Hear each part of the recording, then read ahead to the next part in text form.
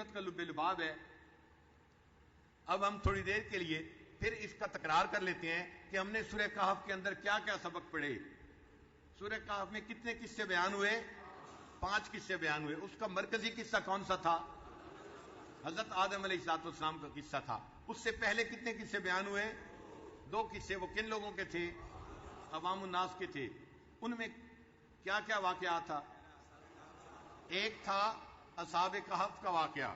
یہ چند نوجوان تھے جو اپنا ایمان بچانے کے لیے وقت کے بادشاہ سے چھپ کر، حکومت سے چھپ کر ایک کہف میں چلے گئے تھے، اور اللہ نے ان کو وہاں پر 300 سال سے زیادہ کی نیند سلا دی تھی. ان کے جسم بھی خراب نہ ہوئے اور ان کو کوئی تکلیف بھی نہ ہوئی، اور اللہ ان کی کروٹیں بدلتے رہے. اللہ نے نشانی دکھا دی کہ جو لوگ کہتے ہیں قیامت میں ہمیں زندہ نہیں کیا جائے گا، دیکھو ہم چاہیں تو دنیا میں ایک بندے کو اتنی لمبی نیند سلا کر پھر اس کو زندہ کر دکھا سکتے ہیں. جب یہ لوگ دوبارہ اٹھے، اس وقت جو بادشاہ تھا وہ بدل چکا تھا، ایمان والا تھا، قوم ایمان والی تھی، مگر ان لوگوں کو پتہ نہیں تھا. بہرحال جب پتہ چلا ان لوگوں کو، انہوں نے ان کے غار کے اوپر ایک تختی لگا دی جس سے کہ یہ اصحاب الکہف والرقیم کہلائے. آج کے دور میں بھی جو بندہ اپنے ایمان کو بچانا چاہتا ہے، اس کو کسی نہ کسی کہف کے ساتھ جڑ کر رہنا پڑے گا اپنے ایمان کو بچانے کے لیے. اگر کسی کہف کے ساتھ نہیں جڑا ہوگا تو یہ جو چلتے پھرتے قسم کے لوگ ہوتے ہیں، یہ ایسے نظریات پیش کرتے ہیں کہ بندے کا ایمان خراب ہو جاتا ہے. تو آج کے دور میں کتنے کہف ہیں؟ 5 کہف ہیں. کون کون سے؟ مدارس عربیہ کہف ہیں، ایمان بچانے کا ذریعہ ہیں. اور یہ ذہن میں رکھنا کہ مدارس عربیہ رہیں گے، یہ ختم نہیں ہو سکتے. حکومتیں کہتی رہیں گی کہ ہم مدارس عربیہ کو ختم کر دیں گے، مگر یہ ختم نہیں ہو سکتے. کیوں نہیں ختم ہو سکتے؟ اللہ کا وعدہ ہے. ذرا سمجھ لیجئے، مدارس عربیہ کیوں نہیں ختم ہو سکتے؟ یہ اللہ کا وعدہ ہے. اللہ نے کیا وعدہ کیا؟ اللہ نے وعدہ کیا انا نحن نزلنا الذکر وانا لہ لحافظون. ہم نے ہی قرآن کو نازل کیا اور اس نصیحت نامے کی حفاظت بھی ہمارے ذمے ہے. تو اللہ نے قرآن کی حفاظت کی ذمہ داری خود لے لی. اب قرآن کے محافظ کون ہیں؟ جو قاری ہوتا ہے وہ قرآن کے حروف کا محافظ ہوتا ہے. جو حافظ ہے وہ قرآن مجید کے الفاظ کا محافظ ہے. جو عالم ہے وہ قرآن مجید کے معانی کا محافظ ہے. جو مشائخ ہیں وہ قرآن مجید کے معارف کے محافظ ہیں. یہ سب لوگ قرآن مجید کی حفاظت کی جماعت ہے. جب قرآن مجید کو اللہ نے محفوظ رکھنا ہے، اس کا مطلب قاری بھی محفوظ رہے گا، حافظ بھی محفوظ رہے گا، عالم بھی محفوظ رہے گا، مشائخ بھی محفوظ رہیں گے. کوئی ان کو ختم کر نہیں سکتا. اور یہ کہاں محفوظ ہوتے ہیں؟ یہ سارے لوگ مدارس عربیہ میں محفوظ ہوتے ہیں. اس لیے اگر ان لوگوں نے محفوظ رہنا ہے، ان کے لیے مدارس کا محفوظ رہنا ضروری ہے. تو اللہ نے قرآن کی حفاظت کی ذمہ داری لی. اس کے ضمن میں مدارس کی حفاظت کی ہمیں خوشخبری مل رہی ہے، لہذا مدارس عربیہ رہیں گے. اور یہ بھی ذہن میں رکھنا کہ مدارس اپنے چلنے کے لیے حکومتوں کے محتاج نہیں ہیں. مدارس اپنے چلنے کے لیے حکومتوں کے محتاج نہیں ہیں. ہمیں کوئی ضرورت نہیں کہ کوئی ہمیں گرانٹ دے یا کوئی ہمارے لیے بل پاس کرے یا بجٹ میں پیسہ رکھے. نہیں، اللہ توکل پہ چل رہے ہیں اور یہ قیامت تک چلتے رہیں گے. دیکھیں مدارس عربیہ کیسے چلتی ہیں، ذرا غور کیجئے کہ لوگوں کے دلوں میں ایمان تو موجود ہے نا، تو اللہ کا تصور ہے. اب کسی بندے کو خوشی ملی، جس بندے کو خوشی ملی اس کا دل چاہا میرا بیٹا ہوا ہے، میں کیوں نہ اللہ کے راستے میں خرچ کروں، لہذا وہ مدرسے کے اندر 10,000 روپیہ بھجوا دیتا ہے. اب یہ جو اس نے مدرسے کے اندر پیسے بھیجے، یہ کس لیے بھیجے؟ اس نعمت کے اظہار کے طور پر جو اللہ نے اس کو عطا کی تھی. اس میں کہیں حکومت کا دخل ہے یا کسی بندے کا دخل ہے؟ کوئی نہیں. اچھا، کسی بندے کو غم ملا، کوئی بیمار ہو گیا، کوئی فوت ہو گیا. اب وہ سوچتا ہے میرے والد صاحب فوت ہو گئے، کیوں میں والد صاحب کے ایصال ثواب کے لیے کچھ کر دوں. مدرسے والوں کو پیغام بھجواتا ہے آپ لوگ مدرسہ بنا رہے ہیں، اتنے کمرے اس میں بنوا دوں گا اور میرے والد صاحب کو اس کا ثواب ملے گا. اب یہ جو مدرسے کی عمارت بن گئی، یہ اللہ نے بنوائی اس بندے کے دل میں ایمان کی وجہ سے. اس میں کہیں کسی حکومت کا حصہ ہے؟ تو نہ خوشی میں حکومت کا حصہ ہے، نہ غم میں حکومت کا حصہ ہے. یہ بندے اور اللہ کا معاملہ ہے. جب تک بندوں کا اللہ پر ایمان رہے گا، جو خوش ہوں گے وہ بھی اللہ کے راستے میں خرچ کریں گے، جو غمزدہ ہوں گے وہ بھی اللہ کے راستے میں خرچ کریں گے، اور مدارس والوں کو مدرسے میں بیٹھے ہوئے اللہ تعالیٰ رزق پہنچائیں گے. اصل میں تو یہ دنیا داروں کو چڑ ہوتی ہے. ہم 8 گھنٹے محنت کرتے ہیں اور پھر جا کے تنخواہ ملتی ہے، اور مدرسے والوں کو کچھ کیے بغیر تو کچھ مل جاتا ہے. بھئی یہ اللہ کی دین ہے، جو اللہ کا کام کرے گا اللہ تعالیٰ اس کو فقیری میں امیری عطا فرمائیں گے. تو بات سچی ہے کہ آج شہروں میں لوگ کون سا گوشت کھا رہے ہیں ہمیں اس کا نہیں پتا، ہم نہیں جانتے، اس لیے کہ جو خبریں اخبار میں آتی ہیں اس سے تو پتہ چلتا ہے کہیں گدھے کا گوشت کھلایا جا رہا ہے اور کہیں کوئی اور گوشت کھلایا جا رہا ہے، لیکن مدرسے والے ہیں جو بالکل صاف حلال پاکیزہ گوشت کھاتے ہیں، اس لیے کہ ان کے پاس لوگ خود بکرے لے کے آتے ہیں اور بکرے کو وہ اپنے ہاتھ سے ذبح کرتے ہیں اور اس کا کھانا بنا کے وہ کھاتے ہیں۔ تو مدرسے والوں کو یقین ہوتا ہے ہم جو کھا رہے ہیں حلال چیز کھا رہے ہیں، تو اس لیے ہمارے کھانے کے بارے میں آپ فکر نہ کریں، ہمیں اللہ کھلائے گا۔ آپ مجھے بتائیں دنیا میں انبیاء نوکریاں کرتے تھے؟ کسی نے انبیاء نے نوکری نہیں کی، ان کو کون کھلاتا تھا؟ اللہ کھلاتا تھا۔ جہاں سے اللہ نے اپنے انبیاء کو کھلایا ان انبیاء کے غلاموں کو بھی اللہ کھلائیں گے۔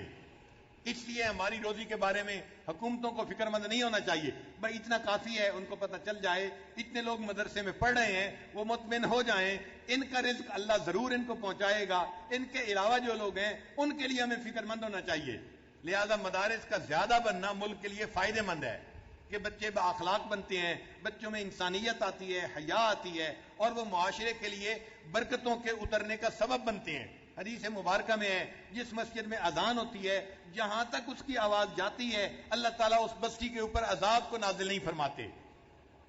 تو یہ جو ٹی وی اور فلموں کے عذاب ہیں، انٹرنیٹ اور موویوں کے عذاب ہیں، اگر مدارس والے نہ ہوتے تو یہ قوم، یہ ملک پہلے سے ہی ختم ہو چکا ہوتا اور عذاب کی گرفت میں آ جاتا۔ اگر بچا ہوا ہے تو کس کی وجہ سے بچا ہوا ہے؟ مدارس عربیہ کی وجہ سے بچا ہوا ہے، یہ طلباء کی وجہ سے بچا ہوا ہے جو راتوں میں بھی حدیثیں پڑھتے ہیں، تہجد پڑھتے ہیں اور اللہ سے دعائیں مانگتے ہیں، اور اللہ ان کی دعاؤں کے صدقے جو گناہگار ہیں ان کے بھی عذاب میں جو ہے گرفتار نہیں فرماتے، عذاب کو مؤخر کر دیتے ہیں۔ اس لیے یہ مدارس عربیہ ہمارے ملک کا سرمایہ ہیں اور ہمارے لیے عزتوں کا سبب ہیں، ان سے کسی کو چڑ نہیں ہونی چاہیے۔ آج یونیورسٹیاں بن جائیں تو حکومتیں خوش ہوتی ہیں، ہم بڑی ترقی کر گئے، اور اللہ کے بندو یونیورسٹیوں میں تو صرف دنیا کمانا سکھایا جاتا ہے۔ ہم یونیورسٹیوں کی تعلیم کے مخالف نہیں ہیں، ضرور تعلیم حاصل کریں، مگر اتنا ضرور کہتے ہیں کہ یونیورسٹی میں پڑھنے کے بعد آپ صرف دنیا کی روزی کمائیں گے اور قرآن پڑھنے کے بعد آپ اپنے لیے جنت کے حقدار بن جائیں گے، اس لیے قرآن کا پڑھنا زیادہ ضروری ہے۔ تو 5 کہف ہیں، ان میں سے پہلا کہف کون سا ہے؟ مدارس عربیہ کہف ہیں، اور دوسرا کہف کون سا ہے؟ اور یہ بھی بات آپ ذہن میں رکھیں کہ اللہ تعالیٰ نے ہمیں اتنا پیارا ملک دیا ہے، اس ملک میں مدارس عربیہ اپنی مرضی سے کام کر رہے ہیں، یہ نعمت دنیا میں آج اور کہیں موجود نہیں ہے۔ آپ دنیا کے کسی ملک میں چلے جائیں، وہاں کے مدارس کے اوپر اتنی پابندیاں، یہ پڑھا سکتے ہو، یہ نہیں پڑھا سکتے، یہ کر سکتے ہو، یہ نہیں کر سکتے، حتیٰ کہ جمعے کا خطبہ بھی وہاں کا عالم اپنی مرضی سے نہیں دے سکتا، لکھا ہوا ملتا ہے جو اس کو پڑھ کے سنانا پڑتا ہے۔ اگر یہ آزادی ہے تو کہاں پر ہے؟ ہمارے اس ملک میں ہے۔ یہ ملک تو پوری دنیا کا ایک انوکھا ملک ہے جو اللہ نے ہمیں عطا کیا، اس لیے ہمارے دلوں میں اس ملک کی محبت ہے، جہاں پر ہمیں دین پر عمل کرنے کی اللہ نے اتنی آسانیاں دے دی ہیں۔ ہم اپنی مرضی سے قرآن پڑھتے بھی ہیں، پڑھاتے بھی ہیں، سمجھتے بھی ہیں، سمجھاتے بھی ہیں۔ جمعے کا خطبہ ہوتا ہے، حالات کو دیکھتے ہوئے، لوگوں کے فائدے کو دیکھتے ہوئے ہم اللہ کی محبت میں، نبی علیہ السلام کی اتباع میں جو مضمون تیار کرتے ہیں، لوگوں کو سناتے ہیں، ان کے ایمان محفوظ ہیں۔ یہ نعمت اللہ نے کہاں دی ہوئی ہے؟ فقط اس ملک میں دی ہوئی ہے۔ اس لیے ہر بندے کو اس ملک سے محبت ہونی چاہیے اور ہمیں دعا کرنی چاہیے ہمیں اللہ تعالیٰ اس ملک کی حفاظت کی توفیق عطا فرمائے۔ اور یاد رکھنا کہ جو اس ملک کا دشمن ہے حقیقت میں وہ ہمارا دشمن ہے، جو اس ملک کا دشمن ہے وہ حقیقت میں ہمارا دشمن ہے۔ اگر کوئی ہمارے گھر کا دشمن ہو، بتاؤ کہ ہم اس کو اپنا دوست سمجھیں گے؟ اگر گھر کے دشمن کو اپنا دشمن سمجھتے ہیں تو ملک بھی تو ہمارا گھر ہے۔ ہم اس ملک کے احسان مند ہیں، ہم یہاں پیدا ہوئے، ہم نے یہاں کھایا پیا، پلے بڑھے، تعلیم حاصل کی، ہم جو بڑے ہوئے تو اس ملک میں بڑے ہوئے، یہاں کے ریسورسز کو ہم نے استعمال کیا۔ جب ہم یہاں اتنے بڑے ہوئے اور آج اللہ نے ہمیں دین دیا، عزتیں دیں، تو یہ عزتیں کا سبب کون بنا؟ یہ ملک بنا۔ اس لیے ہماری محبتیں اس ملک کے ساتھ ہیں، ہم اس ملک کو محفوظ دیکھنا چاہتے ہیں، امن کا گہوارہ دیکھنا چاہتے ہیں۔ ہماری نمازوں میں کوئی نماز ایسی نہیں ہوتی، تہجد میں کوئی تہجد ایسی نہیں ہوتی جس میں ہم نے اس ملک کی خوشحالی کے لیے دعائیں نہ مانگی ہوں۔ اس لیے ہم اس کے ملک کے محافظین کی جماعت میں شامل ہیں۔ لوگ اس ملک کی سرحدوں کے محافظ ہوں گے، ہم اس ملک کے نظریاتی سرحدوں کے محافظ ہیں۔ ہم نے اپنے دین کی سرحدوں کی حفاظت رکھی ہوئی ہے یہاں پر. تو اس لیے مدارس عربیہ کہف ہیں، اور یہ کہف انسان کے ایمان کو محفوظ کر دیتا ہے. دوسرا کہف کون سا ہے؟ اللہ والوں کی خانقاہیں. یہ اللہ والوں کا لفظ ضرور ساتھ لیں، اس لیے کہ سب خانقاہیں ایک جیسی نہیں ہوتی. بعض خانقاہوں میں بدعات زیادہ ہوتی ہیں، وہ ایمان خراب کرتے ہیں، نظریات ان کے ٹھیک نہیں ہوتے، الٹا انسان کے ایمان کو خراب کر دیتے ہیں. ہم ایسی دکانوں کا تذکرہ نہیں کر رہے، ہم اللہ والوں کی خانقاہوں کا تذکرہ کر رہے ہیں جہاں پر انسان کو انسان بنایا جاتا ہے، انسان کو تربیت دی جاتی ہے اور ان کو سکھایا جاتا ہے. ہم ایسی خانقاہوں کا تذکرہ کر رہے ہیں، وہ دین کے لیے کہف کی مانند ہے، لہذا ان کے ساتھ جڑ کر رہنا چاہیے. تیسرا کہف کون سا ہے؟ دعوت و تبلیغ کا کام. یہ اللہ تعالیٰ کا احسان ہے کہ اللہ رب العزت نے اس کام کو ہمارے ملک میں خوب اچھی طرح جما دیا ہے. پوری دنیا اس ملک کی طرف رجوع کرتی ہے، اور الحمدللہ کہ رائے ونڈ میں پورے سال میں ایسا اجتماع ہوتا ہے، پوری دنیا سے لوگ اس اجتماع میں آ کے شریک ہوتے ہیں، اور پوری دنیا کے لیے ہزاروں جماعتیں یہاں سے نکلتی ہیں جو جاتی ہیں. تو دعوت و تبلیغ بھی کہف ہے جو انسان کے ایمان بچانے کا ذریعہ ہے. چوتھا کہف کون سا ہے؟ قرآن مجید. قرآن مجید کی تعلیمات کے ساتھ جو جڑ جاتا ہے، نتھی ہو جاتا ہے، اس کو علماء سے پڑھتا ہے، سیکھتا ہے، یا درس قرآن سیکھتا ہے، یا قرآن مجید کا ترجمہ سیکھتا ہے اور اس کے مطابق زندگی کو گزارنے کی کوشش کرتا ہے. یہ قرآن مجید زندگی کے قیام کا سبب ہے، بندے کے ایمان بچنے کا سبب بن جاتا ہے. پہلے زمانے میں جب ہمارا بچپن تھا، ہم اپنے شہروں میں تقریباً ہر دوسری تیسری مسجد میں قرآن مجید کا درس فجر کے بعد ہوتا دیکھتے تھے. آج یہ چیز کم ہو گئی ہے. یہ افسوس کی بات ہے. مسجد کمیٹی کے لوگوں کو چاہیے، جو مسجد کا صدر ہے اس کو چاہیے اپنی مسجد کے امام صاحب سے ریکویسٹ کرے کہ فجر کے بعد درس قرآن ضروری دیا کرے، تاکہ عورتیں گھروں میں بیٹھ کے بیان سنیں اور ان کے بھی ایمان محفوظ ہوں، اور مرد مسجد میں نماز پڑھنے کے بعد قرآن سنیں، اور ہم دن کی ابتدا اللہ کے قرآن کے سیکھنے سے کریں. ہماری زندگیوں میں برکتیں آئیں گی اور ہماری زندگی محفوظ ہو جائے گی. اور پانچواں کہف کون سا ہے؟ مکہ مکرمہ اور مدینہ منورہ. چنانچہ جو بندہ وہاں جائے گا اس کا بھی ایمان محفوظ ہو جائے گا. تو اللہ تعالی ہمیں ان کافوں میں جڑ کر رہنے کی توفیق عطا فرمائے. اب ذرا ایک اور بات بھی سن لیجئے. سید محمد بن رسول اربرزنجی ایک عالم ہیں، انہوں نے ایک کتاب لکھی ہے اشراط الساعہ، علامات قیامت کے بارے میں. کتاب کا نام کیا ہے؟ اشراط الساعہ. اس اشراط الساعہ کتاب میں انہوں نے ابن مردویہ کے ذریعے سے ایک حدیث نقل کی ہے جس کو عبداللہ ابن عباس نے فرمایا. وہ فرماتے ہیں اصحاب الکہف آوان المہدی، کہ جو اصحاب کہف ہوں گے وہ مہدی علیہ السلام کے آوان بنیں گے، ان کے مددگار بنیں گے. لہذا ان 5 کافوں کے ساتھ جڑ کر جو بندہ رہے گا، جب امام مہدی دنیا میں آئیں گے تو امام مہدی کے مددگار کون بنیں گے؟ یہ اصحاب کہف بنیں گے. لہذا کسی نہ کسی کہف کے ساتھ جڑ کر رہیے تاکہ اللہ تعالی ہمیں امام مہدی کے ساتھیوں میں شامل فرما لے، ان کے خدام میں شامل فرما لے. دوسرا واقعہ کون سا تھا؟ علامہ محمد طاہر پٹنی رحمت اللہ علیہ، یہ بھی ایک بڑے علامہ عالم گزرے ہیں. انہوں نے مجمع بہار الانوار کتاب لکھی. 986 سال یعنی 986 ہجری میں صدی میں یہ فوت ہوئے انگریزی اعتبار سے. وہ بھی فرماتے ہیں کہ سورہ کہف کا ترجمہ پڑھنے والا دجال کے فتنوں سے محفوظ رہے گا. انہوں نے مجمع بہار الانوار میں یہ بات لکھی ہے. تو جو کہف میں جڑ کر رہے گا اور سورہ کہف کی تعلیمات کو اپنے ذہن میں بٹھائے گا اور ان تعلیمات کے مطابق زندگی گزارے گا، اللہ تعالیٰ اس کو دجال کے فتنے سے محفوظ فرمائیں گے. اصحاب کہف کے بعد دوسرا واقعہ کون سا تھا؟ صاحب جنتین. ایک بندہ تھا جو عام بندہ تھا، لیکن اللہ نے اس کو مال دے دیا تھا. تو مال سے اعتبار سے تو وہ غنی تھا، لیکن ایمان سے محروم ہو گیا تھا. وہ بھی لگتا ہے آج کے دور کی ذہنیت کا بندہ تھا جس کے دل میں دنیا ہی بسی ہوئی تھی. وہ اپنے باغ کو دیکھتا تھا تو کہتا تھا کہ مجھے لگتا ہے یہ باغ کبھی ختم نہیں ہوگا اور قیامت نہیں آئے گی. اور کبھی کہتا تھا اگر قیامت آ بھی گئی تو مجھے تو لگتا ہے اللہ مجھ سے اتنا خوش ہے کہ وہ مجھے آخرت میں اس سے بہتر مال اور جگہ عطا فرمائے گا.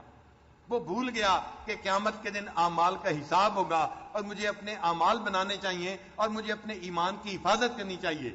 اور اس بھولنے کی وجہ سے وہ شرک کر بیٹھا اور اللہ تعالیٰ کا اس پر غضب آیا اور بالآخر اللہ نے اس کے سارے باغ کو ختم کر دیا.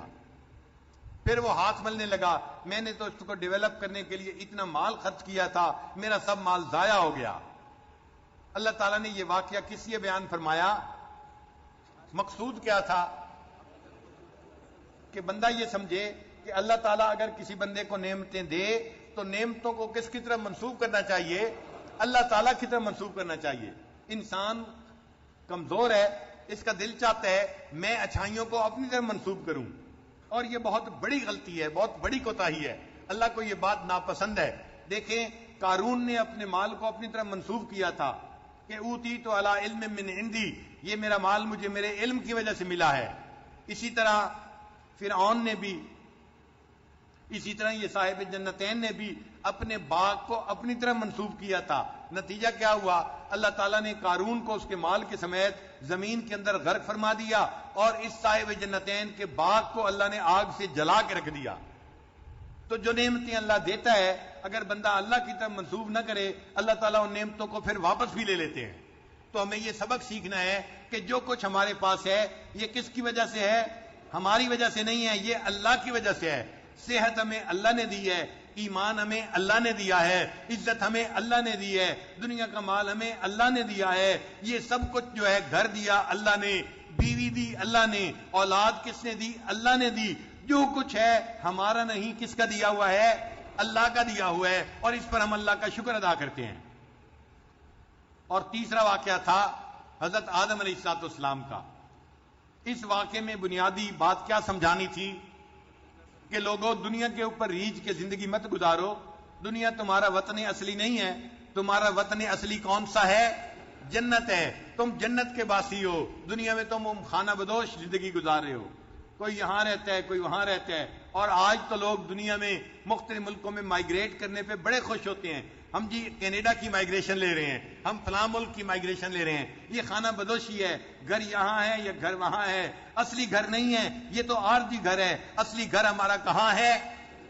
تو ہمیں جنت جانے کی فکر کرنی چاہیے کہ زندگی ایسے گزاریں کہ راستے میں کوئی رکاوٹ پیش نہ آئے، اور اللہ تعالیٰ قیامت کے دن اپنے فضل اور مہربانی سے ہمیں اپنی پسندیدہ جگہ جنت عطا فرما دے۔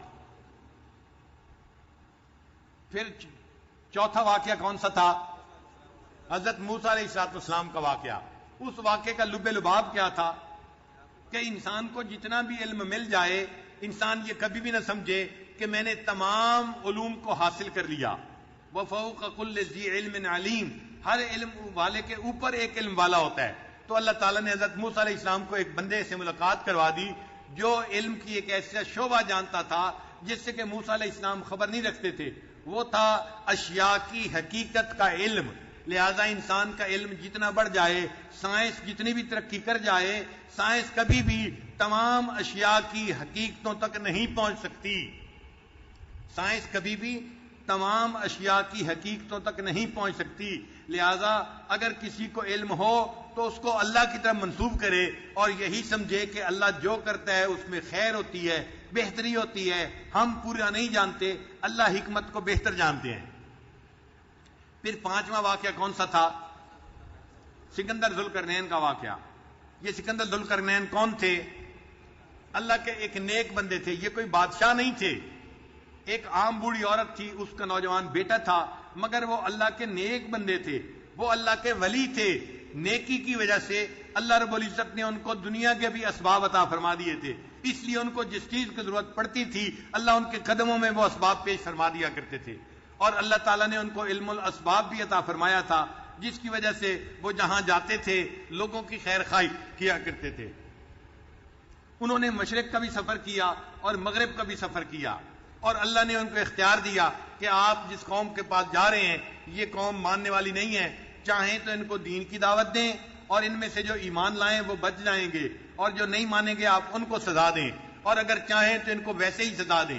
تو انہوں نے کیا کہا کہ نہیں، میں اللہ کے دین کی دعوت دوں گا، اور اگر جو نہیں مانے گا اس کو میں سزا دوں گا، لیکن زیادہ سزا تو اللہ تعالیٰ اس کو قیامت میں عطا فرمائیں گے۔ اس کا مطلب یہ کہ وہ ایمان والے تھے، اللہ کی ذات پہ یقین رکھنے والے تھے، قیامت کو ماننے والے تھے، لہذا ان کی نیکی کی وجہ سے اللہ نے ان کو دنیا میں بھی عزتوں سے اور غلبے سے نوازا تھا۔ وہ ایک ایسی جگہ پر پہنچے جو دو پہاڑوں کے درمیان کی جگہ تھی، اور وہاں سے ایک قوم تھی جو تعداد میں بہت زیادہ تھی، جس کو یاجوج ماجوج کہتے ہیں، وہ لوگوں کے اوپر آ کر حملہ کرتے تھے اور ان کا مال لوٹتے تھے، ان کو مارتے تھے، قتل و غارت کرتے تھے۔ اب ان لوگوں نے وہ زبان نہیں جانتے تھے، سکندر ذوالقرنین سے یہ کہا ہم آپ کو مال جمع کر کے خراج کے طور پر دے دیں گے، آپ ہمارے لیے ان دو پہاڑوں کے درمیان دیوار بنا دیجئے۔ انہوں نے آگے سے کیا جواب دیا تھا کہ مجھے تمہارے مال کی ضرورت نہیں ہے، تم ہاتھوں سے میری مدد کرو اور اس دیوار کو بناؤ، طریقہ میں بتاؤں گا، بندے تم دو مزدوری کے لیے تاکہ ہم دیوار بنا سکیں۔ انہوں نے پتھروں سے اور لوہے سے ملا کر ایک دیوار بنا دی جو پہاڑ کی چوٹیوں تک پہنچ گئی، جس کی وجہ سے یاجوج ماجوج کا آنا وہاں رک گیا اور وہ لوگ امن میں آ گئے۔ اور سکندر ذوالقرنین نے کہا ھذا رحمت من ربی، یہ میرے رب کی رحمت ہے۔ انہوں نے اپنی طرف منسوب نہیں کیا کہ میں نے دیوار بنا دی، میں نے تاریخ کا ایک عظیم کام کر کے دکھا دیا، نہیں، انہوں نے کہا ھذا رحمت من ربی، یہ میرے رب کی رحمت کی وجہ سے ہے۔ انہوں نے چونکہ اللہ کی طرف منسوب کیا، اللہ نے ان کو عزتوں سے نوازا، لہذا ان کو اللہ نے دنیا میں بھی عزتیں دیں۔ اور اس واقعے سے ہمیں یہ سبق ملا کہ اگر بندے کو اللہ تعالیٰ دنیا میں مال دیں، اسباب دیں، اس کو اللہ کے بندوں کی خدمت اللہ کی رضا کے لیے کرنی چاہیے، اللہ کے بندوں کی خدمت اللہ کی رضا کے لیے کرنی چاہیے۔ اس کے بدلے ان سے ووٹ نہ مانگے، اس کے بدلے ان سے دنیا کی واہ واہ نہ مانگے، بلکہ اس کے بدلے اللہ کی رضا مانگے۔ وَأَمَّا مَا يَنْفَعُ النَّاسَ فَيَمْكُثُ فِي الْأَرْضِ، اللہ اچھا بندہ وہی ہوتا ہے جو اللہ کے بندوں کو نفع پہنچاتا ہے۔ نبی علیہ السلام نے ارشاد فرمایا خیر الناس من ينفع الناس، سب سے بہتر انسان وہ ہوتا ہے جو اللہ کے بندوں کو نفع پہنچائیں گے، جو پہنچاتا ہے۔ آپ بتائیں کیا آج ہم اس بات کا عہد کرتے ہیں ہم ایسی زندگی گزاریں گے، ہم اپنے گھر والوں کو، محلے والوں کو، شہر والوں کو، پورے وطن والوں کو، ایمان والوں کو اور اللہ کی ساری مخلوق کو زندگی میں نفع پہنچائیں گے اللہ کی رضا کے لیے؟ اللہ فرماتے ہیں، حدیث قدسی ہے، اللہ کے حبیب صلی اللہ علیہ وسلم نے فرمایا ارحموا من فی الارض یرحمکم من فی السماء، جو زمین میں ہے تم ان پہ رحم کھاؤ، جو آسمان میں ہے وہ تم پر رحم کرے گا۔ تو اللہ تعالیٰ نے تو ہمیں اتنا رحیم و کریم بن کر زندگی گزارنے کا حکم دیا ہے۔ تو اس واقعے سے یہ سبق ملتا ہے اللہ کے بندوں کی خدمت اللہ کی رضا کے لیے کرنی ہے، اور دوسرا سبق یہ بھی ملتا ہے کہ اللہ کی زمین کے اوپر اللہ کے حکم کو نافذ کرنا چاہیے، اللہ کی زمین کے اوپر اللہ کے حکم کو نافذ کرنا چاہیے۔ ہمیں چاہیے کہ ہم ہر نماز کے بعد، تہجد کے بعد ان لوگوں کے لیے دعائیں کریں جو شریعت بالنفاذ کے لیے زندگیاں لگا رہے ہیں، اخلاص کے ساتھ کوششیں کر رہے ہیں۔ اللہ ان کی کوششوں کو برابر کرے اور ہمارے اس ملک کو اللہ تعالیٰ دین کا قلعہ بنا دے۔ اللہ تعالیٰ اس ملک میں امن امان عطا فرمائے اور ہمیں یہاں شریعت کے مطابق زندگی گزارنے کی توفیق عطا فرمائے۔ یہ 5 واقعات ہیں جو سورہ کہف کے اندر بیان ہوئے۔ اس کے بعد اللہ تعالیٰ نے سورت کو سمیٹا ہے، اور سمیٹتے ہوئے اللہ تعالیٰ نے 3 باتیں فرمائی ہیں۔ ان میں پہلی بات کون سی ہے؟ اللہ تعالیٰ نے یہ لب لباب بتایا کہ جو لوگ دنیا کی زندگی کو ہی بنانے میں لگے ہوئے ہیں، ریجھ گئے ہیں دنیا کی زندگی کے، قُلْ هَلْ نُنَبِّئُكُم بِالْأَخْسَرِينَ أَعْمَالًا، کیا میں تمہیں نہ بتاؤں سب سے زیادہ اعمال میں نقصان اٹھانے والے لوگ کون ہیں؟ الذین ضل سعیہم فی الحیات الدنیا، یہ وہ لوگ ہیں جن کی ساری محنتیں اور کوششیں اسی دنیا کی زندگی کو سنوارنے میں لگی ہوئی ہیں، یہ نقصان اٹھانے والے لوگ ہیں۔ لہذا تم فقط دنیا کو نہ سنوارو، اپنی آخرت کو سنوارنے کی بھی کوشش کرو۔ اور دوسری بات کیا ہوئی؟ اللہ تعالیٰ نے اپنی صفات کو بیان فرمایا، اپنے حسن جمال کی تعریفیں کی کہ دیکھو اگر تم ساری دنیا کے سمندروں کے پانی کو سیاہی بنا دیا جاتا اور تم اس سیاہی سے رب کی تعریفیں لکھنی شروع کی جاتی، تمہارا رب اتنا عظیم ہے، اتنا کریم ہے، ایسا حنان اور منان ہے کہ یہ پانی جو ہے سیاہی یہ خشک ہو جاتی، تیرے رب کی تعریفیں کبھی ختم نہ ہوتی۔ تو جو پروردگار اتنی عظمتوں والا ہے، صفات والا ہے، تو ہمارا دل چاہتا ہے ہم اس پروردگار کو راضی کریں اور اس کا دیدار پائیں۔ اللہ تعالیٰ نے دیدار کا وعدہ کہاں کیا ہے؟ جنت میں کیا ہے۔ لہذا مومن جنت میں جائیں گے، اللہ کا دیدار کریں گے۔ تو تیسری چیز اللہ نے اس کا طریقہ بھی بتا دیا، کون اللہ کا دیدار کر سکے گا؟ فمن کان یرجو لقاء ربہ فلیعمل عملا صالحا، اس کو چاہیے کہ وہ نیک عمل کرے، ولا یشرک بعبادت ربہ احدا، اور اپنے رب کی عبادت میں کسی کو شریک نہ بنائے، اس کے دل میں فقط ایک اللہ کی محبت ہو اور ماں سوا کی محبتیں اس کے دل سے نکل چکی ہوں۔ جو ایسا بندہ ہوگا اس کو اللہ تعالیٰ جنت میں اپنا دیدار عطا فرمائیں گے۔ یہ سورہ کہف کا نچوڑ تھا، کیونکہ اس سے اللہ تعالیٰ کا دیدار بندے کو نصیب ہوگا، اور یہ تمام نعمتوں سے بڑھ کر نعمت ہے، اس لیے یہ وہ صورت ہے جو بندے کا ایمان بچاتی ہے اور اس کو فائدہ پہنچاتی ہے۔ اس لیے نبی علیہ الصلوۃ والسلام نے حدیث مبارکہ میں اس صورت کی خوب تعریفیں فرمائی ہیں، اس کے فضائل بتائے ہیں۔ اب آپ کا کنسیپٹ کلیئر ہو گیا نا اس صورت کے بارے میں کہ یہ صورت انسان کو کیسے فائدہ پہنچاتی ہے، اس کو سبق سکھاتی ہے، اس کو ایمان بچانے کے طریقے سکھاتی ہے، تاکہ یہ بندہ اپنا ایمان بچا کے اللہ کے حضور جائے اور قیامت کے دن اللہ کا دیدار کرنے والوں میں یہ شامل ہو جائے۔ آج جو سورہ کہف کا جو ترجمہ تھا آپ یوں سمجھیں وہ تو مکمل ہو گیا، باقی دنوں میں ہم اس کا تکرار بھی کرتے رہیں گے، اور انشاءاللہ اس صورت کی آیات سے جو تصوف و سلوک کے مسائل نکلتے ہیں باقی دنوں میں ہم ان مسائل سلوک کو بیان کریں گے۔